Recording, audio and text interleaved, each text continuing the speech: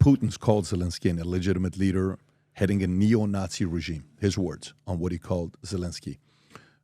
For you, with where you're at right now, how many of Zelenskyy's leaders, camps on the inside, call you and speak to you and tell you things that undermine Zelenskyy? Are you in communication with any of his leaders that reach out to you directly? Let me put it this way. I have fullness of information of what is happening in Ukraine in the most tight circles, to put it this way. But these are people that currently would be part of his administration. I have fullness of information. That doesn't answer the question. So I need to be very sensitive because I don't want to set totally these get it, people up. and I'm not looking for a name, but I totally get it. So because there's a difference between directly and indirectly, right? If you want this type of an answer, I have an answer. It's information from Zelenskyy's closest circle. This is the maximum precision I can give you in an answer. I'm not going to ask any more than that. That's all I'm looking for. So it is directly. It's not somebody tells somebody. If you use those terms directly, indirectly, I'll speak directly. Directly. Okay, good. Right.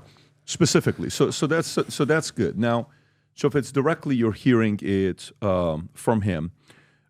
So in this context, if this thing was to accelerate, and let's just say war, they compromise, Trump goes there, they're done, they're good to go, the war is done. How soon will you be returning to run for president? Well, the mood in Ukraine is such that there will be immediately a whole set of key issues that are impossible to resolve without election, stopping the martial law, mobilization, opening the borders, because we're a country with closed borders, and many families have been split for 3 years. Every third, fourth Ukrainian person is outside the country. Many times husbands haven't seen their wives and children for many years. This is why it cannot be resolved without elections. And I think within a month or two, there will be a question brought up about stopping martial law and going into the peaceful state. Okay.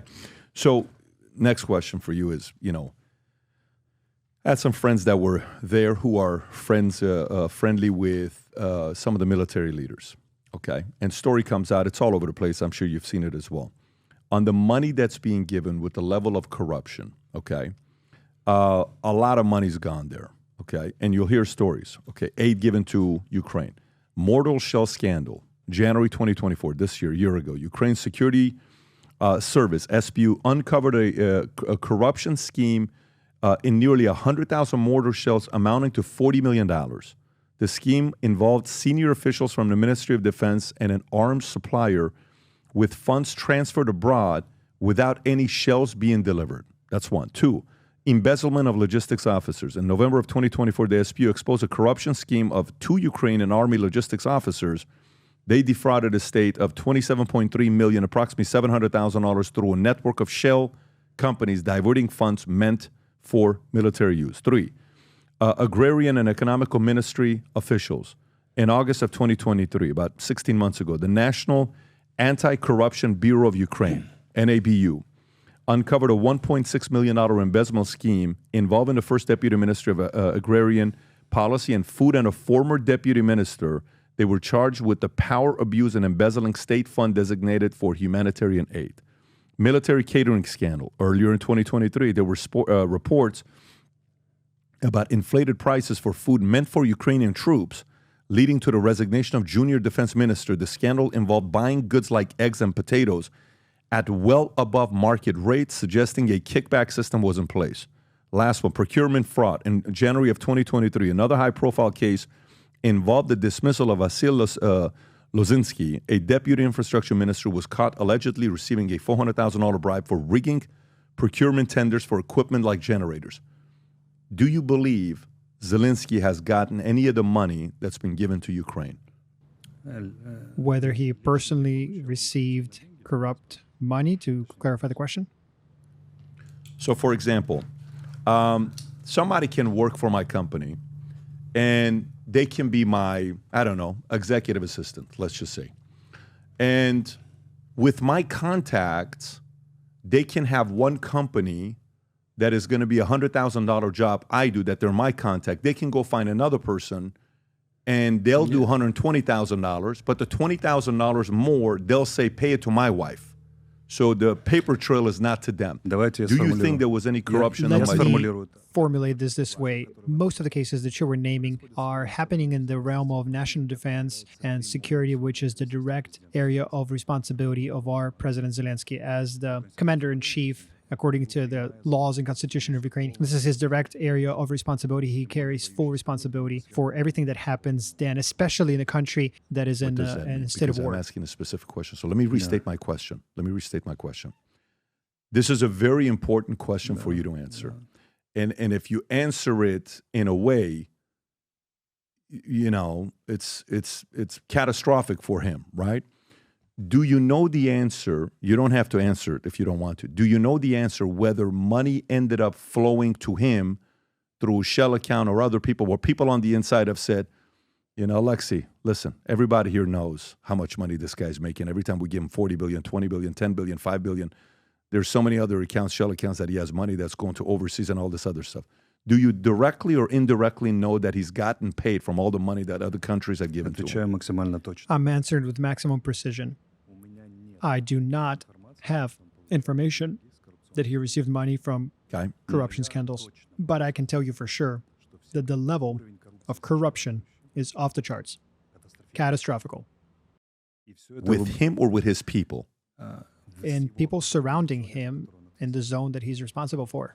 Does that benefit him or it benefits his people? At a minimum, it benefits the people who are surrounding him. Okay, but it's not benefiting him.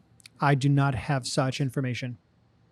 Okay. But he carries full responsibility for what is happening in his area of responsibility, for the level of corruption that is happening there, and the measures that he's undertaking. To put it mildly, I find them unsatisfactory. Okay.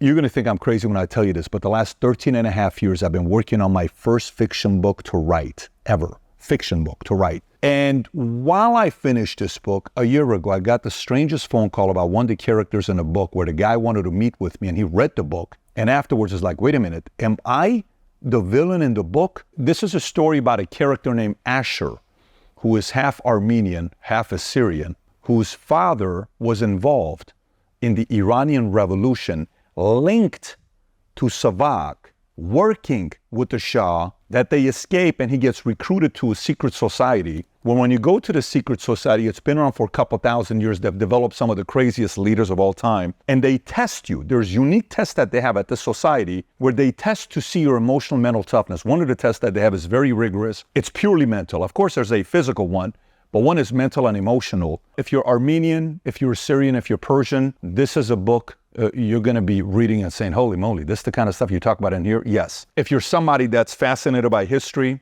this is a book for you. Characters. There's a technology that this society, secret society, builds where you go into a vault. I won't spoil it for you. When you go down, they have a technology where you get to sit down and watch and have a 3-4 hour conversation with Tupac. You can set up a debate between Karl Marx and Ayn Rand. Karl Marx is in the book, who wrote Communist Manifesto. Ayn Rand, who wrote Atlas Shrugged, is in the book. Marilyn Monroe explains the concept of seduction and sex in the book. When you read the book, it's about development of the next leaders in the world and how they do it and how they've been doing it for many years. And it's also about how to prevent the end of civilization and how this organization goes about doing it. So, I've never written a parenting book before, but if I ever wrote a parenting book, this is the closest thing to it, because it's all mindset, a lot of crazy stories. Again, 13 and a half years. Trust me, I told myself I will not publish this book until I sell my insurance company and I'm fully disconnected from it, where it's no longer my responsibility 100%. When you read this, if you're a creative person, if you like fiction books, if you enjoyed Atlas Shrugged, or if you enjoy Divergent, if you like books like that, I think you're going to enjoy reading this book. It's the creative side. Business books is very easy. Here's how you do it. Here's how this how it works. This is very creative. If you haven't placed the order yet, now you can order it on Simon & Schuster, Amazon. I'm going to put the link up below somewhere here, maybe even in my profile. Go order the book and read it. I've never written a book where I can't wait to read your reviews to see what you think about this book. So I'm going on this wild journey, and we have some plans with this book here. If you support the things that I work on, I would appreciate you going and reading the book, order the book on Amazon, and then post a review. If you enjoyed this video, you want to watch more videos like this, click here. And if you want to watch the entire podcast, click here.